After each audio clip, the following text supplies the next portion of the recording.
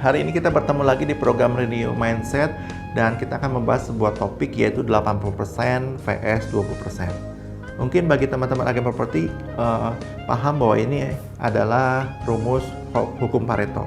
Tapi saya tidak akan membahas hukum Pareto lebih detail, saya akan mencoba menggali dari view yang berbeda bagaimana caranya mempraktekkan 80% vs 20% ini menjadi sebuah keberhasilan sebagai seorang agen properti. Desember 2022, Elon Musk harus mengakui kejayaan dia sedikit berakhir digantikan oleh seseorang yang bernama Bernard Arnault. Siapa Bernard Arnault? Bernard Arnault tuh dia pemegang luxury good, barang-barang yang mewah yang kita sering dengar namanya. Ada Louis Vuitton, ada Christian Dior, ada Sephora mungkin bagi para wanita yang ada di sekian banyak mall-mall di seluruh Indonesia. Nah, orang ini Desember 2022 dia berhasil menjadi orang terkaya sejagat ini. Wow, luar biasa kan? Mungkin tidak terlalu familiar kan? Tapi buktinya dia berhasil menyalip 3 orang di atas tadi. Nah, yang menarik teman-teman, salah satu quote dia, saya baca, saya pelajari di banyak hal. Dia menarik bilang begini, 80% itu ide. Yang membuat dia berhasil apa? Orang bertanya apa yang membuat dia berhasil? Jawabannya begini, 20% ide, 80% eksekusi. Mirip dong dengan Pareto. Nah, cuma yang lebih detail dia jelaskan bahwa ide itu hanya 20%. Luxury good ya idenya ya begitu-begitu aja. Bikin event mewah, gathering dengan orang-orang 1% millionaire atau billionaire yang ada di muka bumi ini. That's it. Tapi 80% eksekusinya yang nggak gampang. Gimana bikin event sehingga bisa mengumpulkan orang-orang kaya itu mau datang dan mereka terkesima dengan produknya dan akhirnya membeli, itu not easy. Nah, teman-teman, Bernard Arnault ini menurut saya bukan hanya ngomong by teori, tapi dia sudah melakukan dengan pengalaman hidup dia. Jauh ke belakang sebelum dia menjadi seorang konglomerat seperti ini, dia pernah masuk ke sebuah perusahaan dan dia melihat perusahaan itu sedang nggak bagus banget secara finansial. Dia tahu ya, idenya kalau perusahaan tidak bagus secara finansial, salah satunya semua orang tahu adalah pengurangan tenaga kerja. Seperti yang kita sering bahas di live-live berikutnya, sebelum-sebelumnya.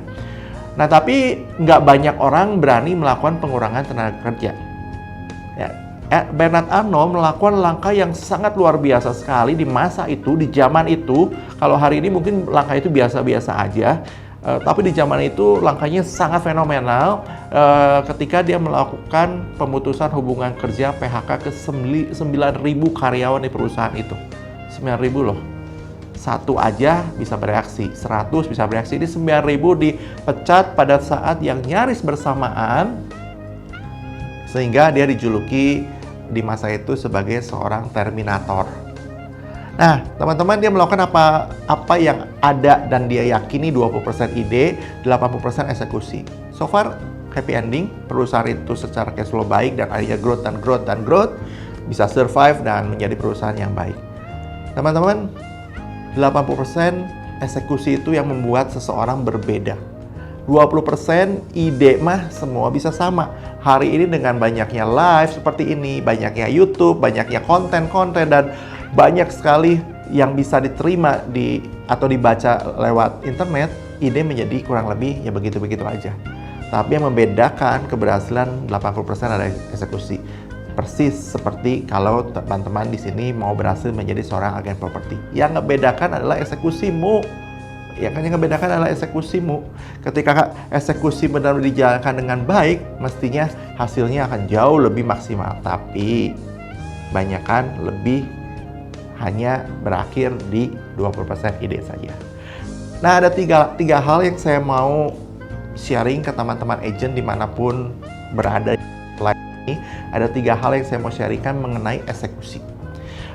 Eksekusi, saya sekali lagi mau mention, keberhasilan teman-teman agent bukan di ide. Idenya mah sama, ngelisting, promosi, showing, negosiasi, that's it. Tapi eksekusinya yang berbeda satu dengan yang lainnya, yang membuat perbedaan dalam penghasilan antara agent A dan agent B. Hari ini saya mau sharingkan 3 hal, semoga ini menolong dan bisa membuat perbedaan yang sangat luar biasa. Yang pertama adalah eksekusi itu yang dibutuhkan adalah kemauan, bukan keberanian. Mungkin teman-teman orangnya berani, balapan di jalan raya ngebut-ngebutan berani, tapi maukah mengeksekusi ide ngelisting atau ketemu orang dan dijalankan setiap hari? Belum tentu. Di jalanan naik mobil teman-teman berani atau naik motor berani ngebut, tapi ketemu orang mungkin keringet dingin kan. Tapi bisnis ini kita tahu idenya kalau mau berhasil ya ketemu orang. Berarti harus dieksekusikan kan. Jadi nggak butuh keberanian, butuh mau nggak mencoba meskipun keringet dingin, sakit perut, ya coba aja. Nggak butuh teman-teman punya kemampuan S3, doktor, PhD untuk bisa ketemu orang dan memukau orang. Nggak perlu teman-teman punya kemampuan public speaking yang dahsyat dulu baru mau ketemu orang, nggak butuh. Nggak perlu, itu butuh, tapi nggak perlu sekarang. Yang sekarang dibutuhkan adalah mau tidak mengeksekusinya. Segala ide-ide yang teman-teman punya. Yang pertama adalah kemauan. Yang kedua adalah untuk mengeksekusi sometimes butuh time horizon yang lumayan panjang. Nggak serta-merta begitu eksekusi dan langsung jadi semua orang tahu dan akhirnya bisa dapat duit. Teman-teman, hari ini di pemberitaan media sosial lagi viral dengan Misue. Itu bahasa Indonesia Misue ya, bahasa aslinya katanya ngomongnya nggak begitu. Ngomongnya seperti apa ya teman-teman nontonlah di YouTube yang lain. Nah, Misue, kita kalau lihat Misue itu berdiri katanya sejak 1997.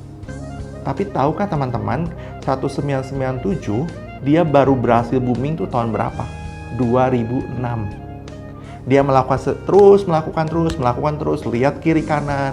Waktu itu ada Olimpiade China, S-Con mulai populer, dia lihat, dia coba, dia praktekkan, dia eksekusikan, harganya dia coba reduce. Ya, butuh sekian lama, 97 sampai 2006, 9 tahun untuk menjadi sekarang yang viral di mana-mana. Nah, teman-teman sadari nggak, eksekusi itu time horizonnya panjang. Sometimes kita butuh nafas maraton untuk bisa menjadikan eksekusi ini berakhir. Tapi kembali lagi ke yang pertama, mau nggak sih? Generasi instan hari ini ada di mana-mana. Ya, ada mie instan, ada kopi instan, tapi yang instan tidak selalu menyehatkan. Coba teman-teman makan mie instan terus setiap hari, belum tentu ujungnya sehat kan? Sometimes teman-teman harus menikmati prosesannya. Yang kedua, eksekusi ini time horizonnya kadang panjang. Yang ketiga, eksekusi ini butuh kekecewaan. Teman-teman akan mengalami pahit, getir, kekecewaan pasti. Ya, kembali ke contoh yang tadi itu Misue kita ngomong. Tadi kan saya bilang 97 ke 2006 baru dia booming luar biasa. Tapi tahu nggak teman-teman? 97, 99 KO. 2 tahun berjalan dia bangkrut. Bisnis dia selesai, bisnisnya ya udah hopeless seperti itu. Nah, kecewa dong. Semua yang dibangun, dia pinjam duit ke siapa, tapi bisnisnya gagal. Tentu semua orang mengalami kekecewaan. Namun, ini yang terjadi kan. Dia bangkit kembali, dia coba rapikan kembali, dan akhirnya menjadi luar biasa. Eksekusi itu, kembali ke eksekusi. Ada orang yang sudah gagal tetap meratapi kegagalannya atau meratapi kehebatan di masa lalu. Dan dia merasa tidak mampu compete di masa depan. Kayak gitu, agak susah nih eksekusinya. Oke, nah teman-teman ada 3 hal yang tadi saya mau ceritain. 1, untuk eksekusi butuh yang namanya kemauan. Nggak butuh apa-apa dulu, kemauan. Kedua, sadarilah waktunya sometime panjang. Ketiga, saya bilang pasti ada kekecewaan. Teman-teman tahu nggak sih seberapa besar level kecewa? Level kecewa tuh segini nih, pengharapan teman-teman kalau di atas, wah waktu teman-teman mau eksekusi, jebret saya percaya banget bakal berhasil. Harapannya gede kan? Tapi ketika eksekusi realitanya di sini. Jarak ini ke sini, itulah level kekecewaan. Semakin jauh, semakin teman-teman kecewa. Tapi itu harus dihadapi kalau teman-teman mau berhasil. Oleh karena itu, saya lagi membangun sebuah komunitas besar bernama Warrior Property Agent Community.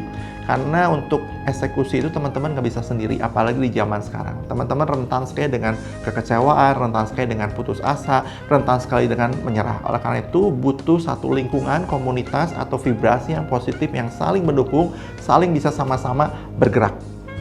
saya mengundang teman-teman property agent dimanapun untuk bergabung ke komunitas ini. Ini bukan kantor agen, komunitas ini bukan perekrutan, komunitas ini adalah tempat sama-sama yang percaya dengan saya tadi bahwa untuk berhasil dibutuhkan 80% dan 80% itu adalah eksekusi.